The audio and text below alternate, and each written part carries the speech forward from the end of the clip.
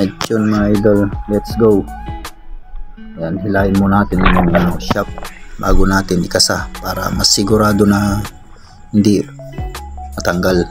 Ayan o, lulod na tayo ng rubber guys, para pag may makita man tayong mga isdang malalaki dito sa binabaan natin, mas sigurado na. Ayan o.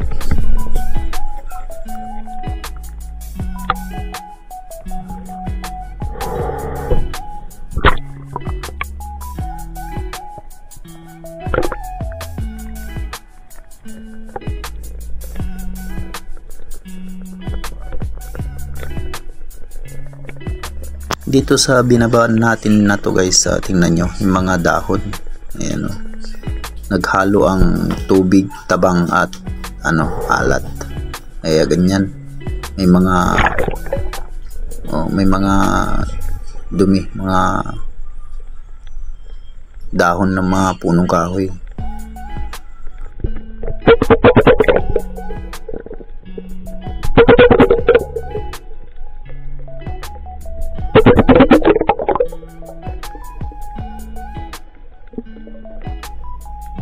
Shoutout na pala kay Master TV ng Inspired Woman. The stick one is still fishing. Maraming salamat po.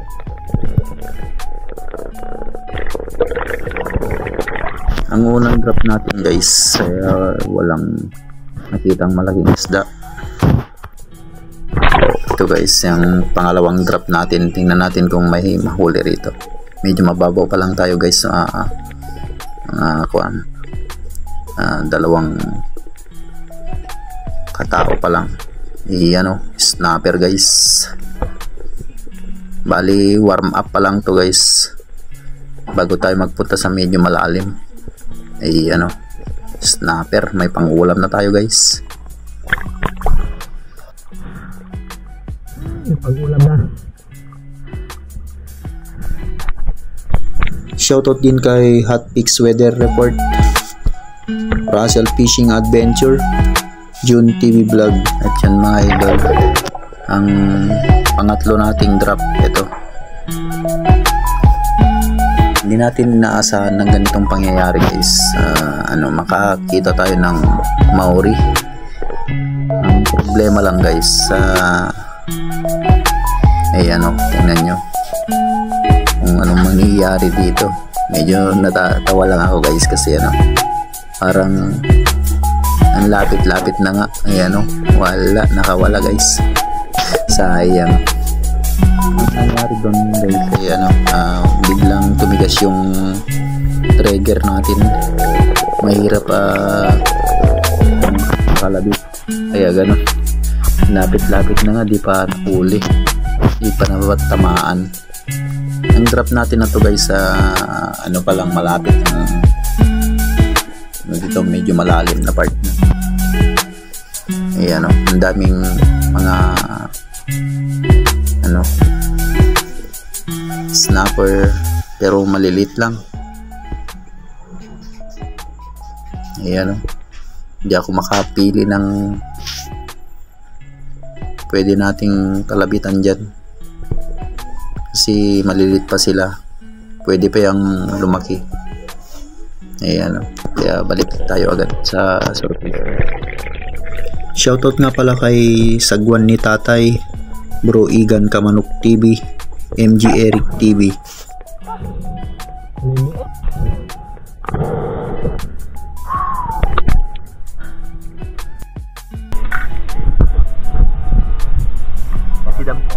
Sidang bilas. Barangan boy. Hey, barangan kada kubalan. Iya, si dami. Dapat nyug na. Ini naglulup kami.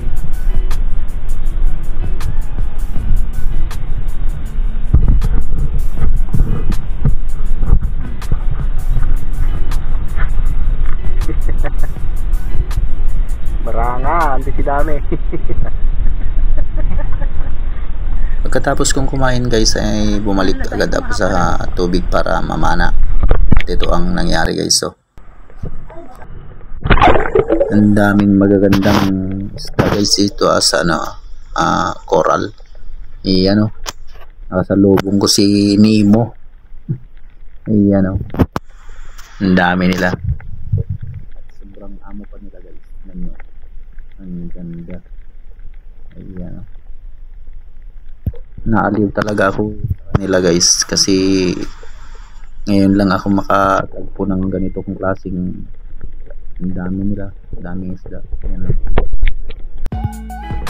Itong huli ko na to guys, bali hindi natin nakunan ng video kasi medyo nagloko tong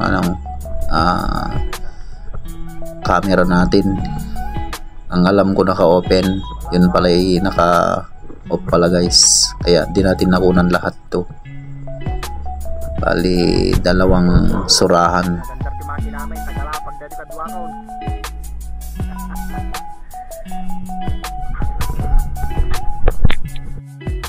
At ito na naman guys, ang pinakamasayang nahuli natin.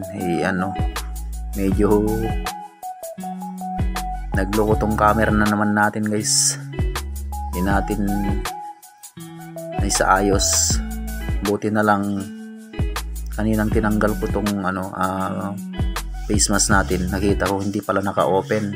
Kaya nai-on natin para makita nyo naman. Ang laki guys. Trebali. Pasensya na at ito lang ang nakunan natin guys.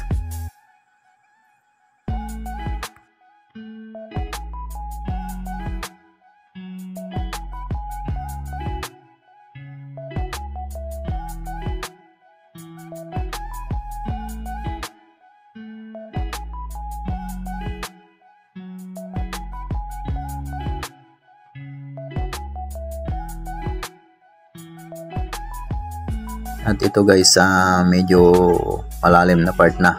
Drop na naman tayo. Ito, pababa na ulit tayo guys. Baka sakaling makatagpo tayo ng mga pelagic. Kasi dito rin natin kinuha yung treble kanina.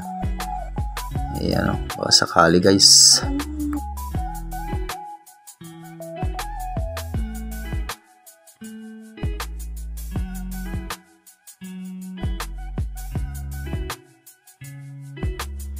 Bali, gumawa tayo ng pangalawang technique guys para mapalapit natin yung mga pelagic. Yan o. Pero walang nangyari guys. Ayan. Medyo nabulabog sila siguro kasi sobrang lakas ng pelagic kanina na nahuli natin.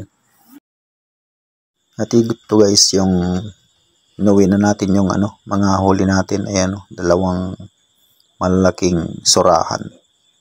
Ang kilo ng isa yan guys ay bali 2.3 ang kilo yan ng isang piraso.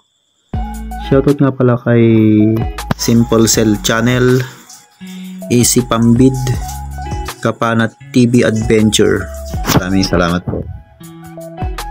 Shoutout din kay Paakar Team, Rubilin Agbon, Tits Navarro.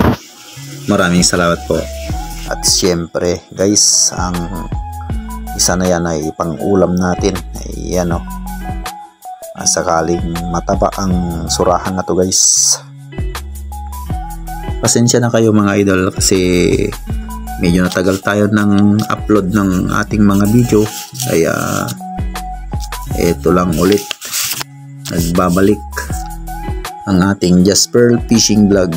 Maraming salamat po. At sa mga hindi pa nakasubscribe sa aking channel, pakipindot na rin at pindutin na rin ang notification bell para updated kayo sa mga gagawing mga video gaya nito, mga fishing. Ayan guys, maraming salamat po.